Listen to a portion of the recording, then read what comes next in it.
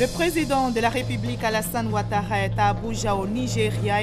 Il est allé prendre part au 48e sommet ordinaire des chefs d'État et de gouvernement de la CEDEAO et à la célébration du 40e anniversaire de cette institution. Le pont de Gaulle, de nouveau fonctionnel, les travaux de réhabilitation sont achevés. Ils ont coûté 8 milliards de francs CFA. Le Premier ministre Daniel Kablan-Duncan procède aujourd'hui à la mise en service de ce pont. 16 décembre 2014, 16 décembre 2015, il y a un an, le Pakistan vivait la pire attaque de son histoire. Un commando taliban fait irruption dans une école pour enfants de militaires à Peshawar, tuant 151 personnes, dont 130 élèves. Bonsoir à tous, bienvenue dans le 20h sur RTI 1. Le président de la République, Alassane Ouattara, est arrivé aujourd'hui à Abuja, au Nigeria. Il est allé prendre part à deux événements. Le 48e sommet ordinaire des chefs d'État et de gouvernement de la CEDEAO, ainsi que la célébration du 40e anniversaire de cette organisation sous-régionale. Le reportage de notre envoyé spécial, Viviane Aimé.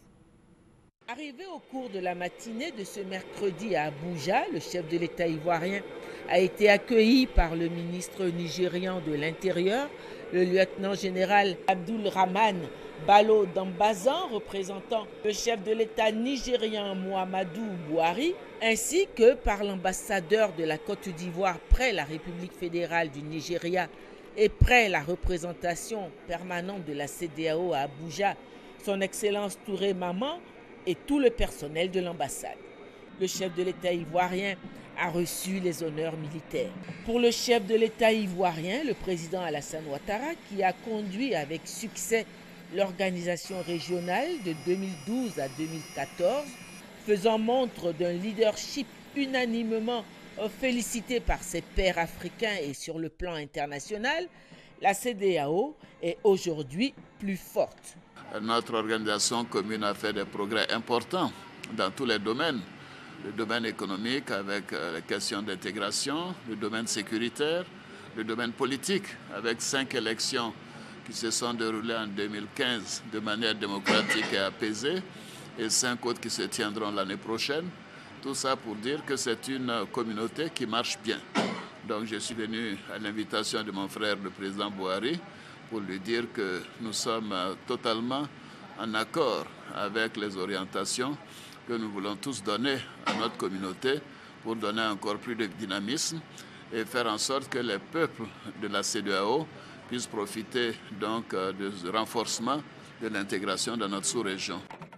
Ce 48e sommet ordinaire de la CEDEAO qui se tient ces 16 et 17 décembre à Abuja, la capitale politique de l'État fédéral du Nigeria, se particularise néanmoins en ceci qu'il est doublé par la célébration du 40e anniversaire de l'organisation régionale ouest-africaine. Créée en 1975, la CEDEAO compte presque un demi-siècle d'existence. Elle est désormais la doyenne des communautés économiques régionales. Elle a su résister au temps. Le 48e sommet ordinaire de la CEDEAO ouvert aujourd'hui, le président ivoirien et ses pairs ont planché sur la situation sociopolitique et sécuritaire dans la sous-région et ont fait une évaluation du fonctionnement de l'organisation. Retrouvons notre envoyé spécial, Viviane Aimé. La 48e session ordinaire de la conférence des chefs d'État et de gouvernement de la CEDEAO s'est ouverte en début d'après-midi en présence de la presque quasi-totalité des chefs d'État des 15 pays membres de la communauté. Au total, 12 chefs d'État présents. La 48e session a félicité la tenue au cours de cette année 2015 d'élections démocratiques et apaisées à la fois dans 5 pays membres de l'organisation. Une situation nouvelle et remarquable. Le sommet a souligné plusieurs défis qui restent à gagner, notamment le défi sécuritaire. L'année qui s'achève témoigne de la consolidation de l'ancrage démocratique de notre sous-région. 5 des 15 pays membres de notre organisation ont en effet tenu des élections apaisées, libres et transparentes. Nous démontrons par là notre adhésion commune aux principes démocratiques universels, en vertu duquel la légitimité du pouvoir émane du libre consentement des citoyens. De grands défis nous interpellent, au premier rang desquels le terrorisme, avec son lot quasi quotidien de victimes. Outre la réponse militaire indispensable, le temps est venu pour notre organisation d'adopter une véritable stratégie globale de lutte préventive par l'échange d'informations et d'expériences, l'harmonisation de nos législations en la matière, le contrôle et la surveillance des frontières. Les chefs d'État ont eu un huis clos pour se concerter sur différentes questions.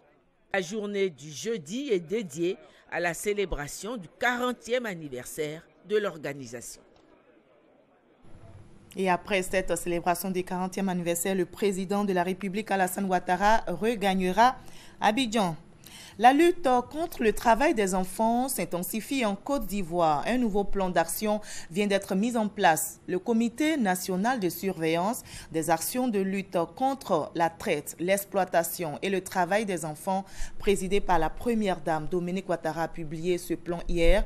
4000 enfants ont été pris en charge de 2012 à 2014. Plus d'explications avec Jérôme Kofi Aboulin. C'est dans une atmosphère de joie que la première dame a été accueillie ce mardi au centre de conférence du ministère d'État, ministère des Affaires étrangères. Dominique Ouattara y vient dans le cadre de la cérémonie de présentation du plan d'action 2015-2017 du CNS, entendé Comité national de surveillance pour la lutte contre le travail des enfants. En sa qualité de premier magistrat de la commune du Plateau, le maire Noël Akoshi Benjo, en souhaitant la bienvenue, salue la prise de conscience collective que constitue la lutte contre le travail des enfants. Partenaire du CNS, le Bureau international du travail, le BIT, à travers son directeur à Abidjan, entend toujours soutenir ce combat. Quant au ministre d'État, Moussa Dosso, président du comité interministériel de lutte contre le travail des enfants, il réaffirme l'engagement du gouvernement à tout mettre en œuvre pour venir à bout de ce fléau. De 2012 à 2014, nous avons mis en œuvre un plan d'action national de lutte contre la traite, l'exploitation et le travail des enfants. Cet effort a été renforcé par des mesures prises par le gouvernement. Il s'agit entre autres de l'amélioration de l'accès des enfants à l'école et de l'adoption d'une stratégie nationale de protection sociale assortie d'un plan d'action visant à promouvoir l'investissement dans le capital humain. Tous ces efforts ont permis à la Côte d'Ivoire d'enregistrer des avancées significatives dans la lutte contre les pires formes de travail des enfants. Le plan d'action national 2015-2017 de lutte contre les pires formes de travail des enfants présenté aujourd'hui représente un levier indispensable pour consolider et renforcer nos acquis. Il permettra certainement d'accroître les investissements dans les secteurs prioritaires en vue de réduire la proportion d'enfants victimes des pires formes de travail des enfants en Côte d'Ivoire d'ici à fin 2017. La première dame de Côte d'Ivoire, Dominique Ouattara, présidente du CNS, exhorte toutes les parties prenantes à redoubler d'efforts pour la réussite de la mise en œuvre du nouveau plan national de lutte contre le travail des enfants. Notre objectif est de réduire de façon significative le nombre d'enfants impliqués dans les pires formes du travail des enfants en Côte d'Ivoire. C'est pour cette raison que je souhaite que d'autres enquêtes fiables et précises soient réalisées régulièrement pour mieux orienter nos actions.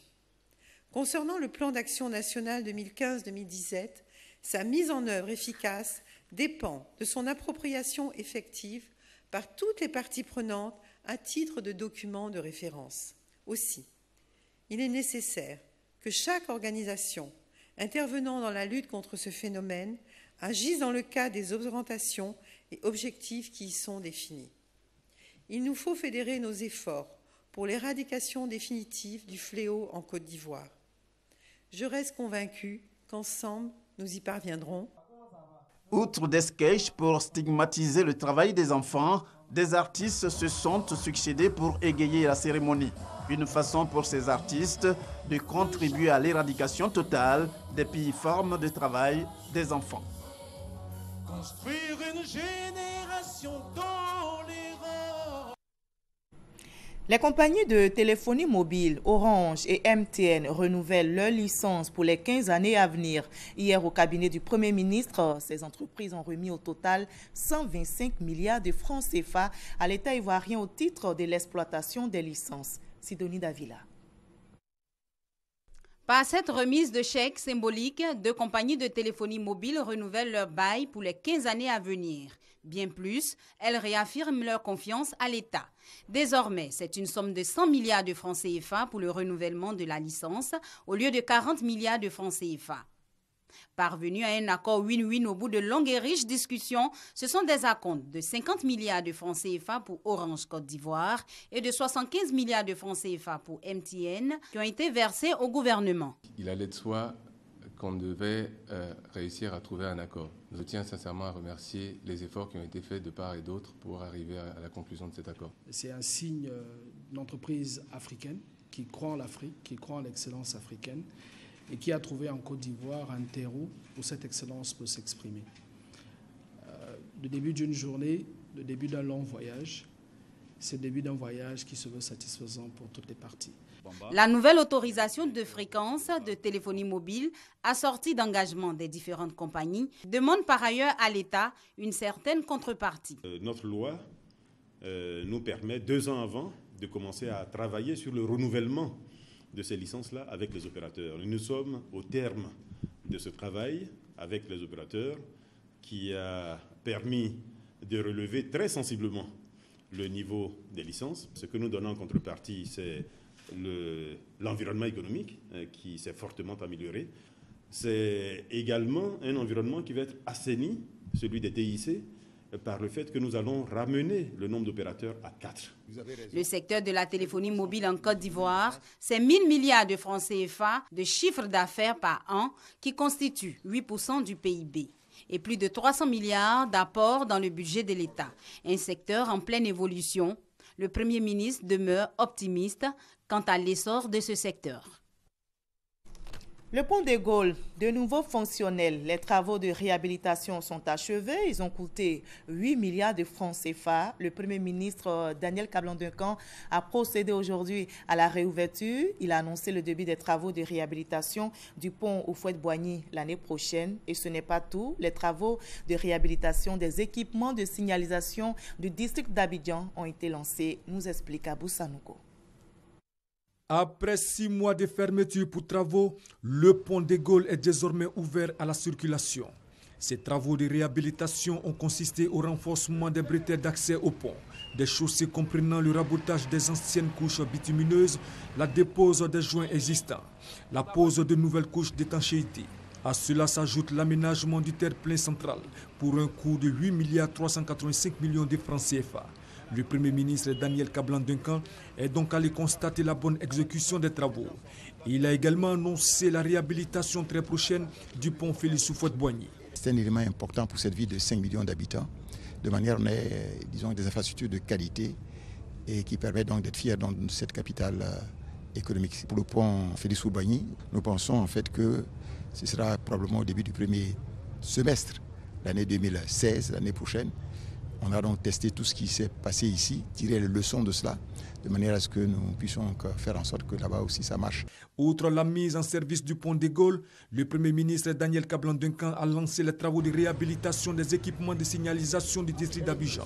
Il prend en compte 57 km d'axes routiers, 1200 panneaux de police, 600 panneaux directs de communes et de rues, pour un montant de 3 423 millions de francs CFA. Le projet bénéficie de la collaboration de la France. Je constate à travers les visiteurs qui viennent nombreux aujourd'hui que comme à New York, comme à Johannesburg, comme à Paris, quelqu'un peut louer une voiture à l'aéroport et circuler directement, comme dans toute grande ville, sans avoir de problème d'indication, puisqu'aujourd'hui, il sait très bien où il va aller et où est-ce qu'il va se retrouver. Démarré depuis le 11 décembre 2015, la fin des travaux de réhabilitation des équipements de signalisation du district d'Abidjan est attendue pour le 10 août 2016.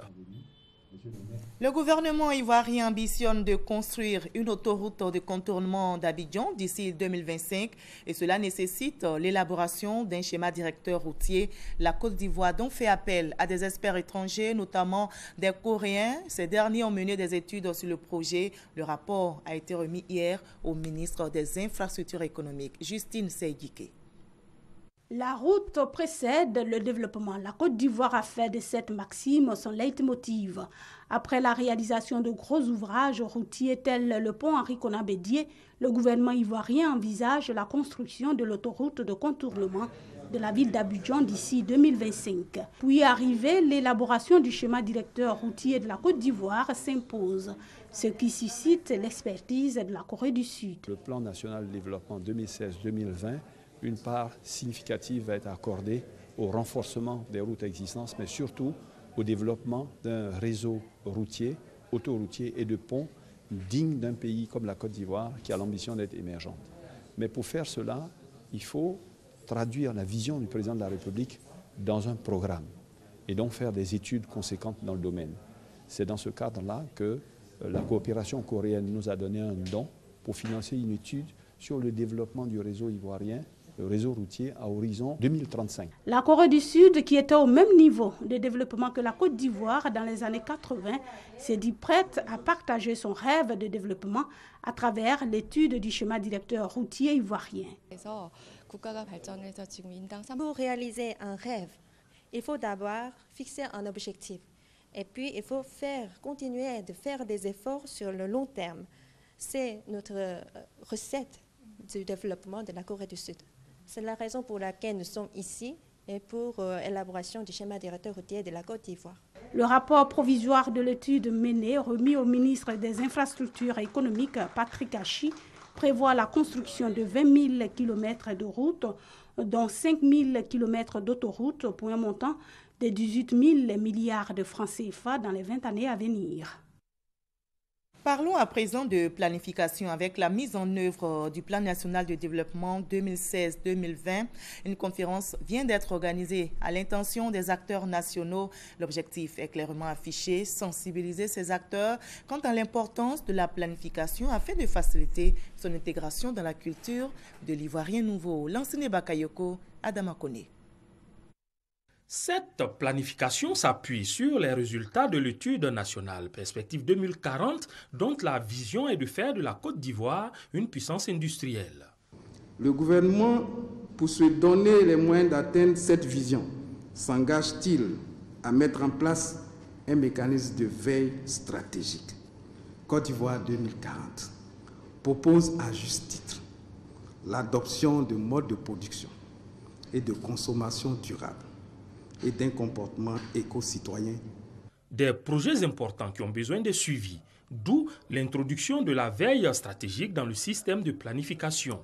Cette pratique étant une innovation en Côte d'Ivoire, le ministère en charge du dossier entend vulgariser les mécanismes de veille auprès de l'ensemble des acteurs nationaux.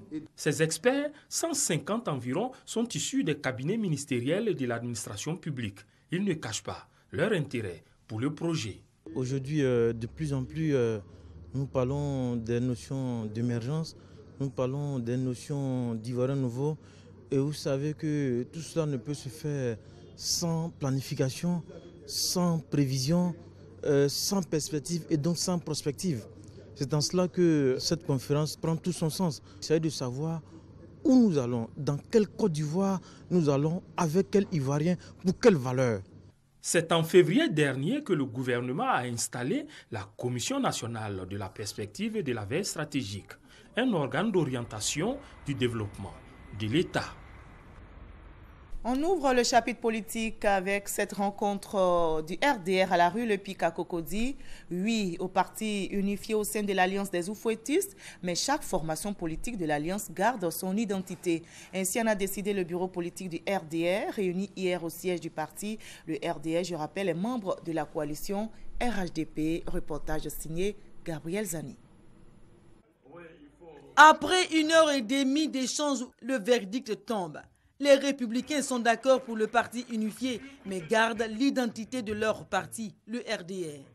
Une décision prise à l'unanimité par les ministres députés, maires, membres du bureau exécutif, secrétaires nationaux, membres du bureau politique du Rassemblement des Républicains, réunis au grand complet. Il s'agit à présent de mobiliser toutes les énergies au sein du RHDP en vue de mettre en œuvre avec responsabilité ce grand projet politique du XXIe siècle en Côte d'Ivoire. Cette œuvre gigantesque de l'oufouettisme doit se faire dans le respect scrupuleux des uns et des autres. Elle doit se réaliser sans domination d'un courant par l'autre et sans reniement. Elle doit s'inscrire dans le rassemblement autour de l'idéal républicain prôné par le président Félix Houphouët-Boigny. Dans la coalition du RHDP, le RDN n'avait pas prévu de revenir au PDCI, même si ce dernier est le parti duquel il est sorti. En revanche, pour consolider l'alliance, le parti fait des propositions. Le bureau politique propose la mise en place d'un comité au sein du RHDP en vue de réfléchir et proposer les conditions et les modalités de la mise en œuvre de ce grand rassemblement. Une décision et des modalités adoptées après avoir félicité le chef de l'État pour sa gestion efficace des dossiers sorodium des récentes violences à l'université de Cocody. Des positions qui, selon les militants, n'altèrent en rien l'unité au sein de l'Alliance des oufouettistes. Le président du Front populaire ivoirien était face à la presse aujourd'hui au siège du parti. Pascal Affi N'Guessan s'est prononcé sur plusieurs sujets, notamment la santé, la résurgence de la violence à l'université, la grève des greffiers et la réconciliation nationale. On retrouve Gabriel Zani. C'est la dernière sortie politique du patron du Front populaire ivoirien avant les fêtes de fin d'année. Pascal Affi N'Guessan s'est longuement étendu sur la politique sanitaire, les violences à l'université de Cocody, les grèves des greffiers, le mandat d'amener visant le président de l'Assemblée nationale et les écoutes téléphoniques ce mercredi 16 décembre au siège du FPI. Un certain nombre d'événements qui, selon lui, interpellent les consciences. Face aux journalistes, le président du FPI propose un nouveau pacte pour la vie de la nation. Si le chef de l'État veut franchement la réconciliation nationale et ambitionne réellement de faire la Côte d'Ivoire un pays émergent en 2020, c'est-à-dire dans 5 ans, qu'il convie toutes les forces vives de la nation, non à des consultations, mais à un dialogue national franc et sincère sur l'état de la nation et de la République, pour analyser, comprendre et fonder de façon consensuelle un nouveau pacte pour la paix, pour l'unité nationale et pour la prospérité économique et sociale. Une proposition qui revient en fait à tenir les États généraux de la République. Solution de sortie de crise prônée à maintes reprises par Pascal Affi N'Guessan. Il a condamné les attaques de l'audio et salué l'engagement du gouvernement à lutter contre le terrorisme. C'est le lieu de saluer l'engagement de notre pays dans la grande coalition que 34 pays à travers le monde ont décidé de constituer avec l'Arabie saoudite pour combattre militairement et idéologiquement le fléau qui menace le monde civilisé. Dans sa quête de réconciliation au sein de son parti, l'homme attend toujours d'être reçu par Laurent Gbagbo, le fondateur du FPI, incarcéré à La Haye. C'est une scène habituelle. Aux heures de pointe, on assiste à de longues files d'attente dans les gares ou autres lieux dans le district d'Abidjan. L'affluence est grande aux heures de descente, une situation qui profite bien aux chauffeurs de mini-cars. Ceux-ci n'hésitent pas en tout cas à faire de la surenchère. Le prix du transport flambe. Les usagers crient ici leur désarroi. Fidèle Aigné, Sèche Coléa. Cocody, Carrefour La Vie, il est 17h30. Fin de journée harassante pour les travailleurs. Longue file d'attente, bousculade avant d'emprunter un véhicule de transport en commun. C'est vraiment difficile. À partir de 17h30, c'est infernal ici parce que moi je vais jusqu'à l'entrée de Benjerville, on ne peut pas avoir un BACA direct. Il se trouve que nous sommes obligés de venir ici au niveau de ce carrefour et dès l'instant où nous arrivons, les BACA changent automatiquement de prix. Or, dès l'instant où nous avons un prix que nous pratiquons tout le temps, c'est un prix qui paraît très homologué. Dès l'instant où c'est homologué, c'est ce que nous prévoyons chaque jour pour pouvoir faire notre déplacement. Nous savons que le déplacement coûte très cher à Abidjan. Commune d'Adiamé, à Liberté, un autre centre névralgique. Ici aussi, il faut jouer des muscles pour avoir une place assise. Face à cette affluence, les prix sont revus à la hausse, aux grandes dames des usagers. Vraiment, on souffre ici pour le transport. Moi, je vais jusqu'à Port-Boué. Quand j'arrive à la gare de Bassam, souvent ça devient 500, 400, 600. Quand tu n'as pas les 600 francs, tu ne peux même pas rentrer à la maison. Habituellement, on paye 200, le plus bon à jamais. Et maintenant, nous payons à ces heures pareilles 500 ou 400, ça dépend de la volonté du chauffeur ou son apprenti. Pour les chauffeurs et apprentis des véhicules de transport en commun, l'affluence est un excellent moyen de faire recette rapidement. Ce n'est pas de notre faute. Comme il y a beaucoup de clients là, c'est pourquoi on fait ça. Les tarifs normaux sont à 100 francs, 200 souvent. Mais si il y a un embouteillage, si c'est bouché, on est obligé de doubler les prix.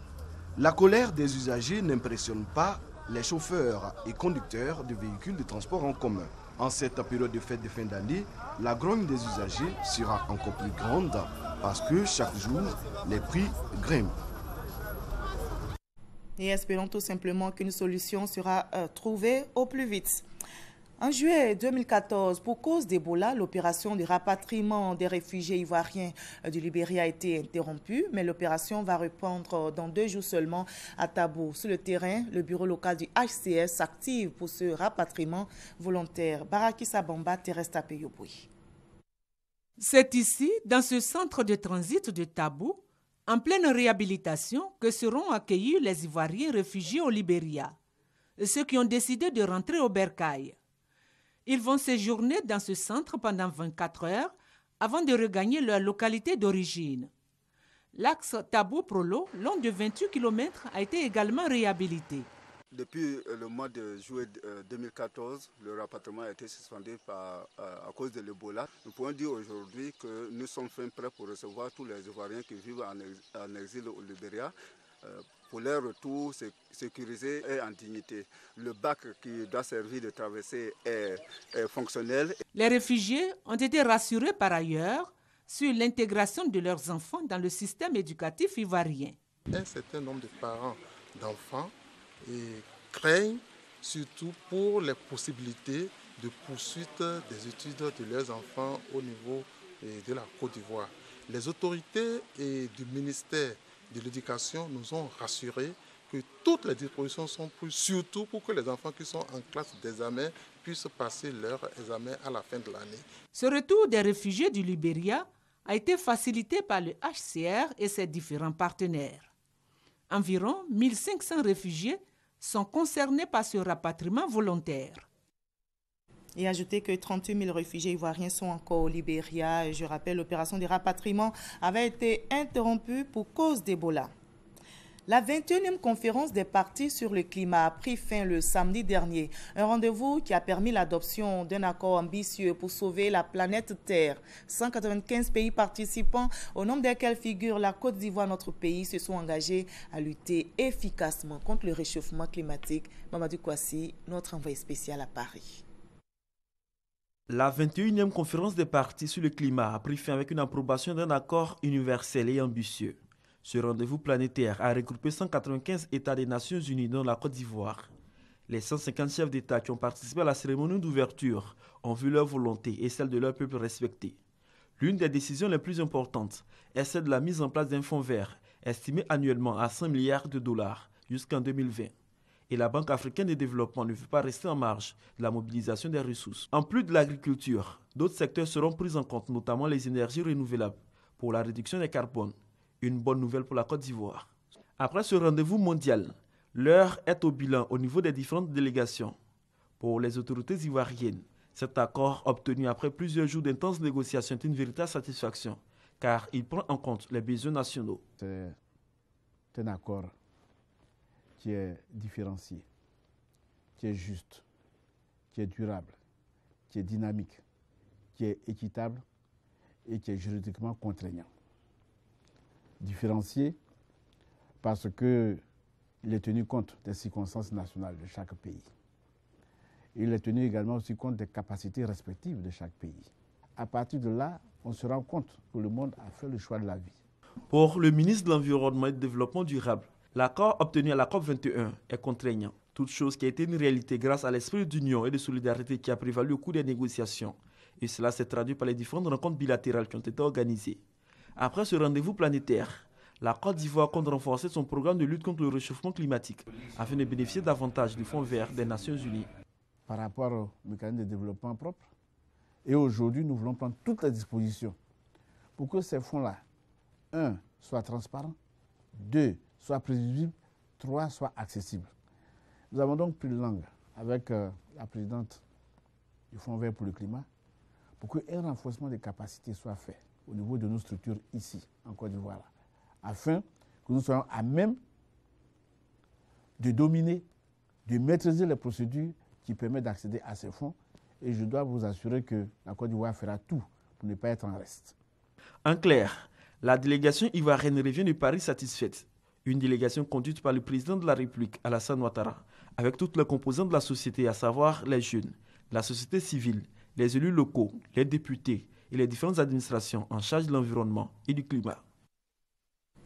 Et en Afrique du Sud, le président Jacob Zuma est fortement contesté. Aujourd'hui, des milliers de personnes sont descendues dans les rues, notamment à Johannesburg et Pretoria, pour demander sa démission. Ces manifestants sont en colère contre leur président qui a multiplié les remaniements ministériels ces derniers jours. Il accuse de mettre en péril l'économie du pays au profit de son intérêt personnel. 16 décembre 2014, 16 décembre 2015, il y a un an, le Pakistan vivait la pire attaque de son histoire. Un commando taliban a fait irruption dans une école pour enfants de militaires à Peshawar, tuant 151 personnes, dont 130 élèves. Aujourd'hui, 16 décembre, le pays a rendu hommage à ses victimes de la fusillade. Une cérémonie sous très haute protection militaire s'est tenue sur les lieux du drame. Rappelons avant de nous séparer que le président de la République, Alassane Ouattara, est arrivé aujourd'hui à Abuja au Nigeria. Il est allé prendre part à 2 événements, le 48e sommet ordinaire des chefs d'État et de gouvernement de la CEDEAO ainsi que la célébration du 40e anniversaire de cette organisation sous-régionale. À la fin de ce journal, merci à vous tous de votre aimable attention. Demain 20h, retrouvez Ali Derasouba.